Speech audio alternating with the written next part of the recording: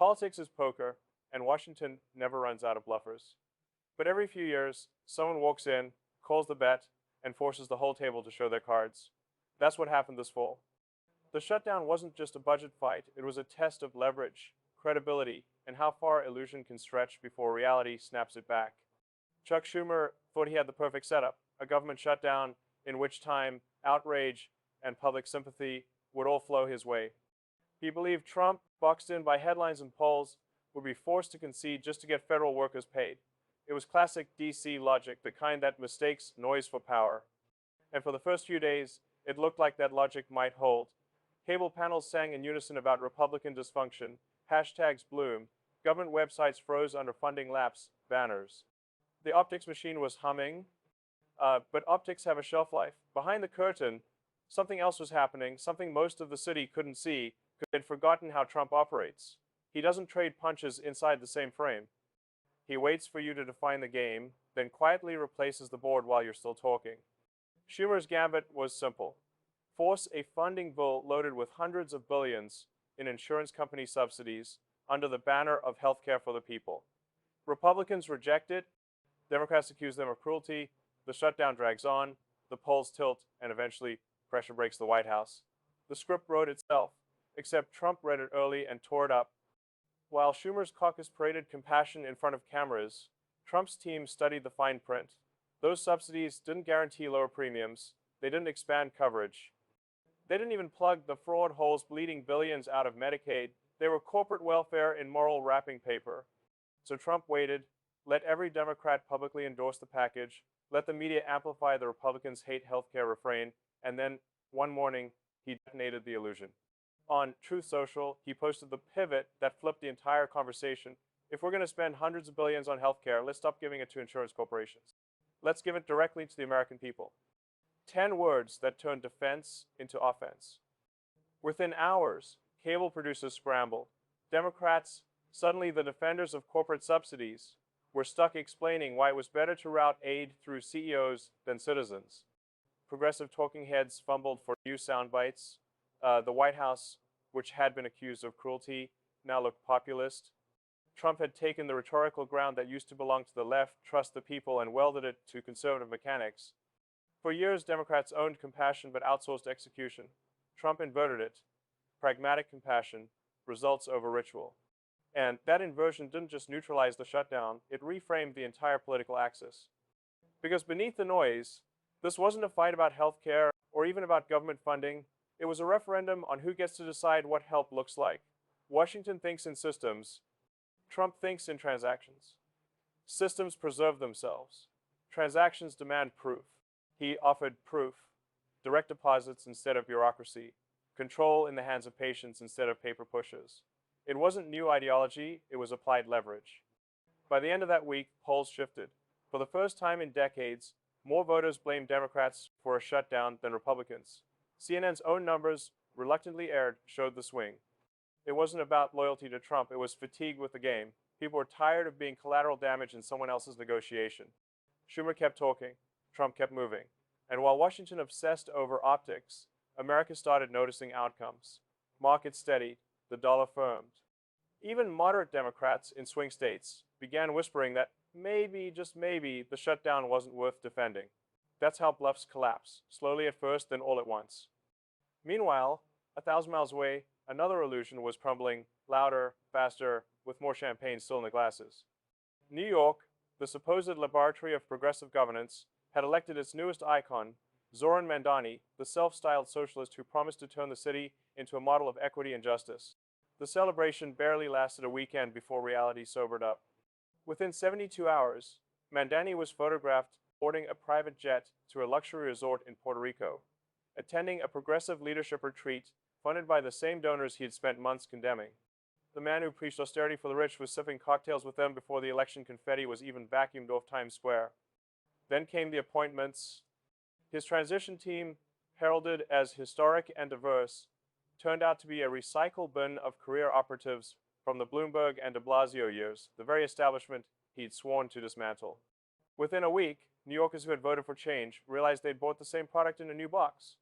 And as that realization spread, so did something measurable: outbound traffic. Private jet charters from Teterboro to Palm Beach spiked 40%. Florida real estate agents reported record inquiries from Manhattan zip codes. Billionaires, small business owners, even middle-class families who'd clung to rent-controlled apartments for decades started asking a simple question: why stay?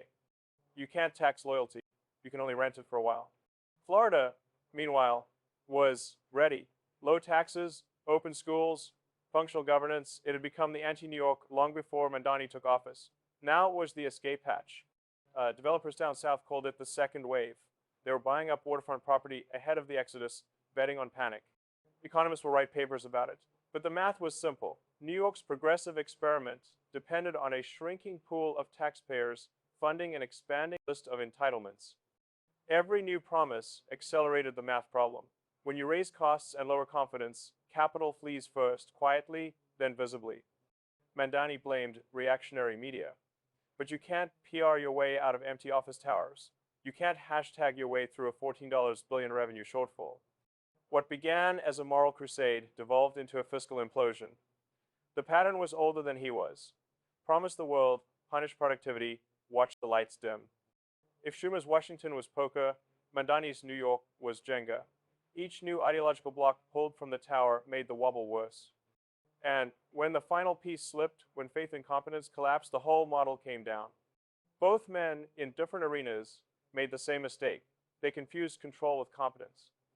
Trump's shutdown pivot exposed that delusion in DC.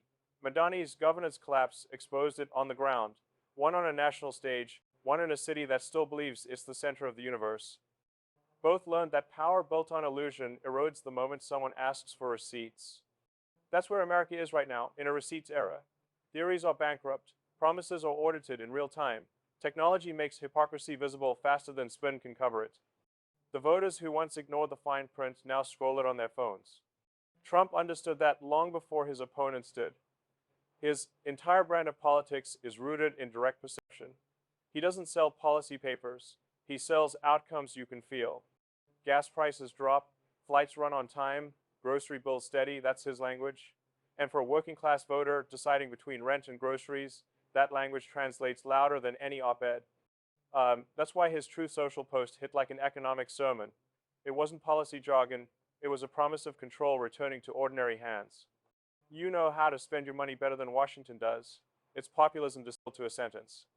Schumer couldn't counter because his entire model depends on mediated compassion, good intentions, laundered through institutions. Institutions that increasingly nobody trusts. By mid-November, as the shutdown dragged past its fourth week, something unprecedented happened. 3 Democratic senators crossed the aisle to vote for a clean reopening. It wasn't enough to break the filibuster, but it was a crack in the wall. You could feel the dam strain. Reporters framed it as moderate pragmatism. Insiders knew better it was self-preservation. Constituents back home were furious. SNAP benefits were suspended. Airport lines doubled. Federal employees missed their second paycheck. And through it all, Trump's approval ticked up. Because when chaos reigns, people don't look for sympathy, they look for competence. That's the pivot point. Populism wins not by ideology, but by performance. Deliver results and people forgive the noise. Fail to deliver and no amount of eloquence can save you. Schumer's era was assuming voters would blame the loudest man in the room, but Americans have learned to separate theater from outcome. They saw a president signing trade deals, cutting inflation, and proposing direct aid while the Senate debated process. Optics flipped. At that same moment, Wall Street noticed something too. Consumer confidence rose. Small cap indexes stabilized. Retail chains began planning price rollbacks for Thanksgiving. Not because of legislation passed, but because of sentiment. The sense that maybe, just maybe, someone was steering with results in mind. That's leverage. Not shouting, not posturing, sequencing, build the alternatives, then call the bluff. And as that dynamic played out in Washington, Mamdani's New York became the cautionary tale of what happens when ideology forgets math. The crisis in New York unfolded faster than anyone expected, but not faster than the logic that created it. Once confidence breaks, systems unravel on their own. Landlords stopped investing. Businesses delayed expansion. Families whispered about relocation. You could feel the pulse of a city slowly realizing that its leadership had mistaken slogans for solutions. Mamdani held press conferences insisting that billionaires were fear-mongering but you can't scare capital that's already gone. The city's comptroller quietly released data showing tax revenue projections down nearly 15% for the coming fiscal year. Migration patterns confirmed what everyone sensed. People were voting with their feet.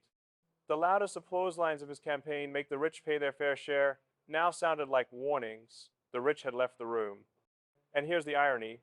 For decades, New York's progressive establishment prided itself on being a model for America's future. Now it was becoming a preview of what not to do. The decline wasn't moral, it was mechanical. You can't fund endless promises on a shrinking base. You can't squeeze productivity forever without consequence. Every economy, every city runs on trust. Trust that if you build, invest, or work, the rules will stay consistent. Break that trust, and even the loyal leave. Florida's realtors didn't need speeches to understand leverage. They saw it in data. Closed sales doubled, sight unseen offers flooded in, and local investors began speculating not on beachfront views, but on fleeing citizens. The market wasn't just hot, it was predictive. It told the story the polls hadn't yet caught. Americans were done waiting for their leaders to learn basic arithmetic. Meanwhile, back in Washington, the same dynamic was playing out on a grander scale. The longer Schumer held the government hostage, the clearer it became who was actually hurting. SNAP recipients, military families, TSA workers, real people, not political abstractions. When aid stops, nobody cares which party wrote the last press release. They care about dinner. Trump's political instinct was to anchor every message to that dinner table. He didn't talk about the shutdown as a legislative failure. He talked about it as a trust failure. "They're holding your paycheck hostage to feed corporate donors," he said at a rally. It was populist theater, but effective theater. Cable networks mocked him for oversimplifying. Economists grumbled about nuance. But voters didn't need nuance. They needed a sense that someone noticed their reality. For years, Washington had lectured citizens on empathy while outsourcing competence. Trump flipped it. Competence is empathy. Solve the problem and people will feel seen. And that philosophy, simple as it sounds, is re-engineering American politics. The populism of 2016 was emotional. The populism of 2025 is transactional. The audience grew up. They want receipts, not rhetoric. They've watched both parties promise reform and deliver paperwork. They've lived through wars of ideology that ended in bureaucracy. What they crave now is something more primal, results they can touch. That's why Trump's healthcare pivot hit deeper than pundits expected. It wasn't just a policy tweak. It was a philosophical inversion. He was telling Americans, you can handle freedom, you can manage choice. For decades, both parties had quietly agreed that citizens couldn't. That's why every major reform, left or right, came with caveats and committees. Trump's message cut through all of it. And here's the uncomfortable truth for Washington. That message resonates because people are already living it. They've decentralized their lives working remotely, investing independently, building side businesses outside the reach of old hierarchies. Government is the only sector still pretending centralization works. Mamdani's collapse in New York proved what happens when you try to govern a decentralized world with centralized dogma. The same principle that drives capital flight drives political realignment. People flee incompetence. They migrate toward trust. Look at the map. Florida, Texas, Tennessee, the Carolinas, they're absorbing not just residents, but credibility. Every family that leaves California or New York isn't just chasing lower taxes, they're voting in a larger experiment. What happens when governance is measured by outcome, not intent? That experiment is accelerating. The internet flattened geography, and now competence is flattening ideology. You can no longer sell people a narrative when their lived reality contradicts it in real time. When flights from LaGuardia are delayed because TSA workers are unpaid, no op-ed can convince travelers the system's fine. When grocery prices drop after a trade deal, no partisan spin can hide the relief. Leverage has migrated from institutions to individuals. That's the quiet revolution of this decade. Schumer's mistake was thinking the old mechanisms still worked. The pressure cooker of DC, the media feedback loop, the assumption that bad headlines equal lost power. But in an era where audiences curate their own information ecosystems, pressure diffuses. The old gatekeepers can amplify noise, but they can't dictate perception. Trump understood that instinctively. Every time the establishment tries to box him into a traditional frame, he dissolves the frame. That's why his opponents keep accusing him of chaos, because to a system built on predictable choreography, improvisation looks like madness, but to the audience outside the Beltway, it looks like authenticity. Mandani, by contrast, tried to choreograph his entire revolution. Every word tested, every image curated, every promise inflated until it burst. His failure wasn't ideological, it was human. He mistook control for connection. He forgot that leadership is not about directing emotion, it's about surviving reality. And reality is undefeated. By December, the headlines told two parallel stories. Washington reopening after Democrats finally folded on subsidies, and New York announcing emergency budget cuts as revenue collapsed. Two collapses, two lessons, both rooted in the same hubris that power is permanent if you say the right words. But power is never permanent. Credibility is.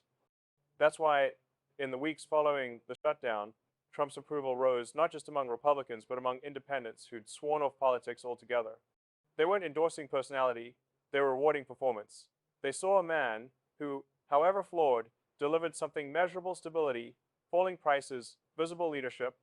Contrast that with Mandani's approval, which created before he even took the oath. His supporters didn't turn into conservatives, they turned into cynics.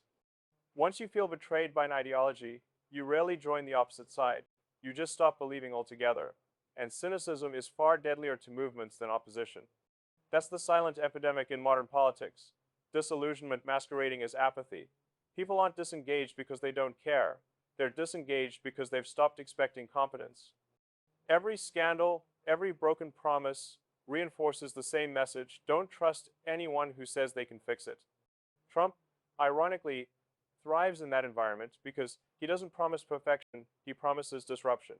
He doesn't say trust the system, he says the system's broken, trust me to break it better. It's perverse, but it resonates because it aligns with what people already suspect. In a strange way, both Schumer and Mandani are mirror images of an old order that no longer fits its time. Their politics are managerial, assuming control is the highest virtue. But the country has outgrown management. It wants stewardship. It wants adults, not babysitters. That's why the trust versus control divide is becoming the new political fault line. It cuts across parties, regions, and income brackets. It's the axis around which the next decade will spin. You can already see it in cultural micro-patterns. Parents pulling kids from failing public schools to homeschool or form learning pods. Workers quitting corporations to freelance or launch small LLCs. Retirees managing their own investments instead of trusting pension funds. All of these choices point to the same instinct: decentralization as defense. And as that instinct spreads, every institution built on central authority, legacy media, big government, traditional academia, feels the ground shift under its feet. Their survival depends on one thing: regaining trust. But trust can't be demanded, it has to be earned, transaction by transaction. That's where Trump's approach, however chaotic, has an advantage. He understands the transaction. Every speech, every post, every stunt is designed to deliver a tangible takeaway: cheaper goods, safer borders, more control of your life. He may not always deliver, but he always defines the exchange. That's why his base forgives what the establishment calls sins. They're evaluating the deal, not the decorum. Mandani's supporters, on the other hand, got no deal at all, just the decorum, the slogans, and the hangover of broken expectations. By the first quarter of 2026, Florida's population surge forced new zoning laws. Tennessee announced its fifth consecutive budget surplus. Texas quietly overtook California as the nation's largest exporter. Each statistic was a referendum on competence. Meanwhile, progressive cities doubled down. San Francisco debated robot taxes. Chicago raised parking fees to fill pension gaps. Los Angeles floated a wealth exit tax on people moving out. Every measure designed to punish motion only accelerated it. The pattern was clear: control breeds flight, trust breeds growth. Trump's shutdown pivot wasn't a random play, it was a case study in understanding that principle. He weaponized trust against control, competence against bureaucracy. Schumer's bluff gave him the perfect stage. Mandani's collapse gave him the contrast. Together, they formed a parable about leverage in the 21st century. And if you zoom out, beyond party lines and personalities, that parable reveals something profound. America's next transformation won't be ideological, it'll be operational.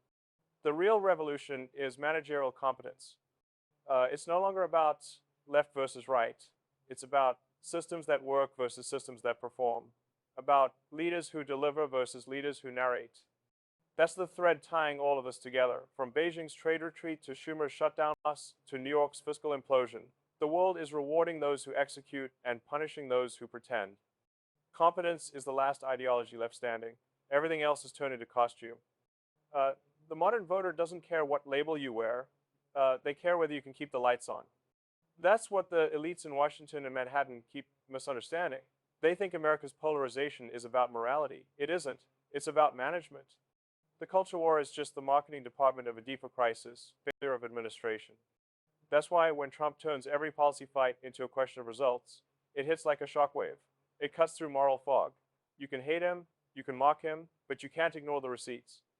Inflation down, energy stable, unemployment low. Those numbers speak louder than adjectives. Schumer, on the other hand, keeps mistaking moral superiority for leverage. He assumes that because his policies sound compassionate, they will be immune to consequence. But consequence doesn't read press releases. It arrives quietly in grocery bills, in rent checks, in airport lines. And when consequence arrives, the narrative collapses.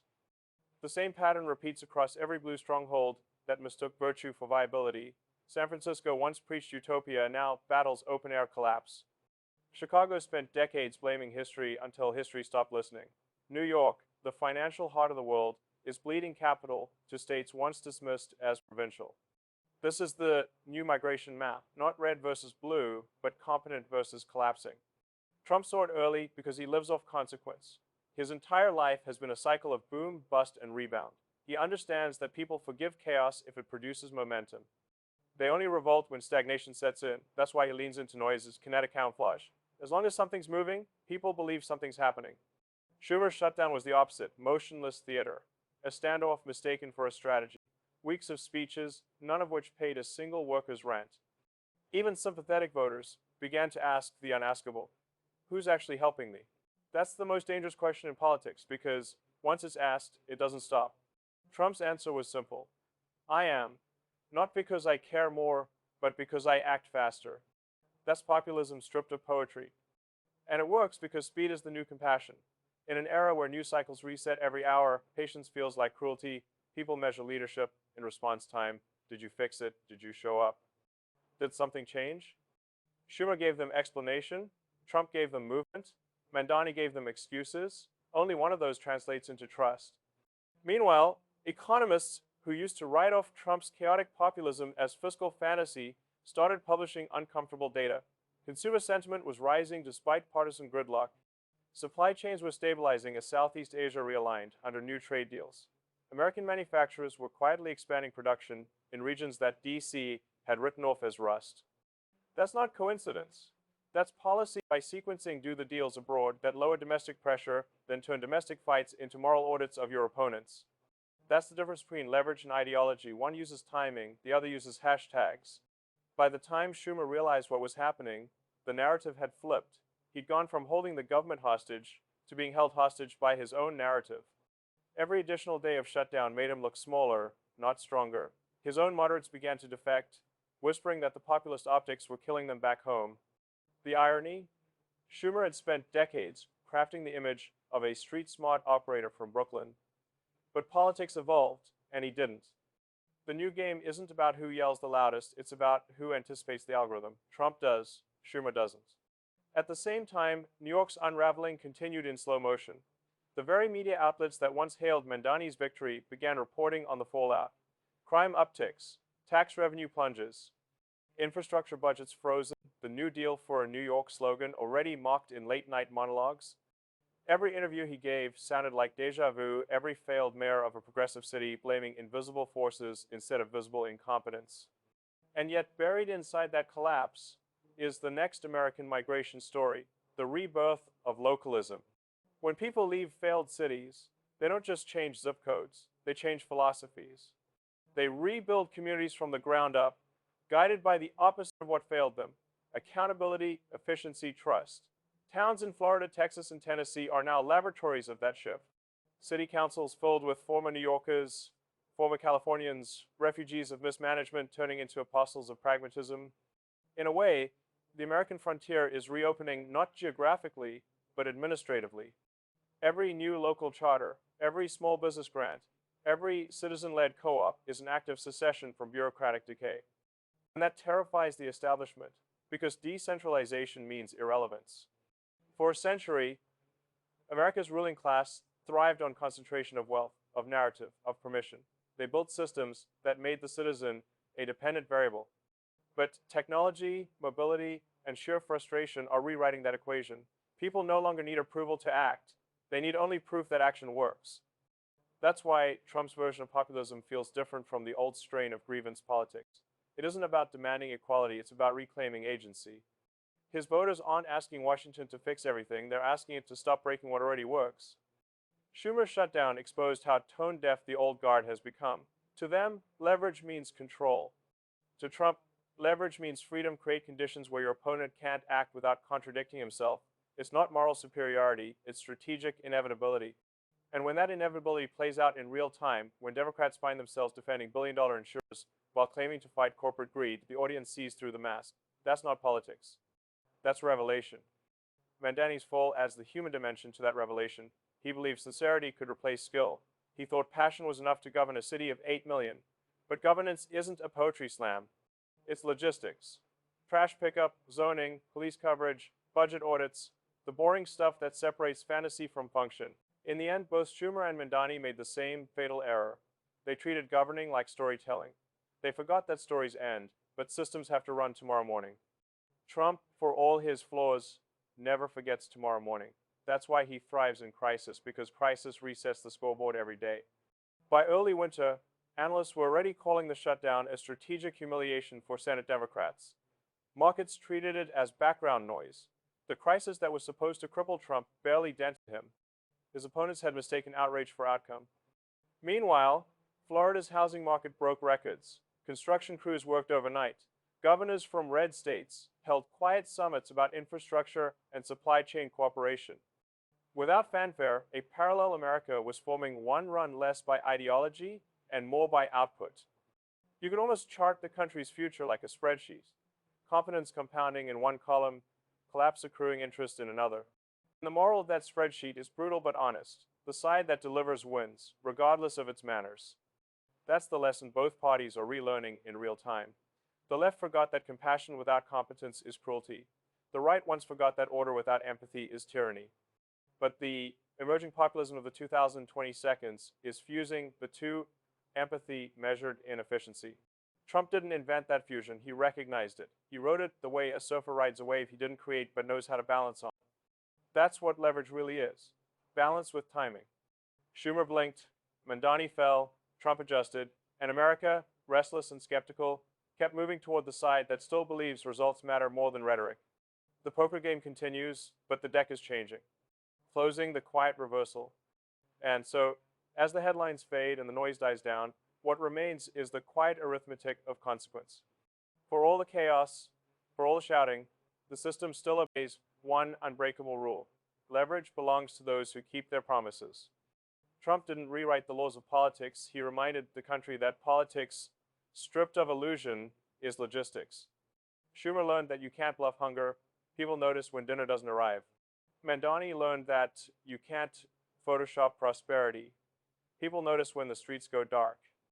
Across every failed experiment and every quiet success, the same pattern hums beneath the surface. Power without credibility decays. Ideology without execution collapses. And trust is once lost, doesn't negotiate, it migrates. That's why the story of this shutdown, this market rebound, this mass migration from New York to Florida isn't just a chapter in partisan warfare. It's a signal that America is entering a post-illusion era. The performance age is ending. The competence age is beginning. It won't be clean, it won't be polite, but it will be real. Because at the end of every debate, every press conference, every crisis, the country keeps asking the same simple question. Who's actually fixing it? That's the question that decides elections now. That's the question that moves capital, that builds towns, that saves or buries movements, and no consultant, no lobbyist, no network can spin their way out of it anymore. The poker table is still full. The cards are still in play. But for the first time in a generation, the spectators aren't cheering for bluffs.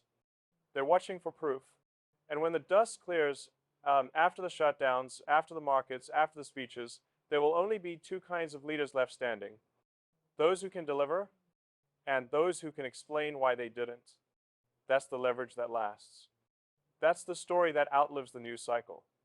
And that's the America still quietly being rebuilt one solved problem at a time.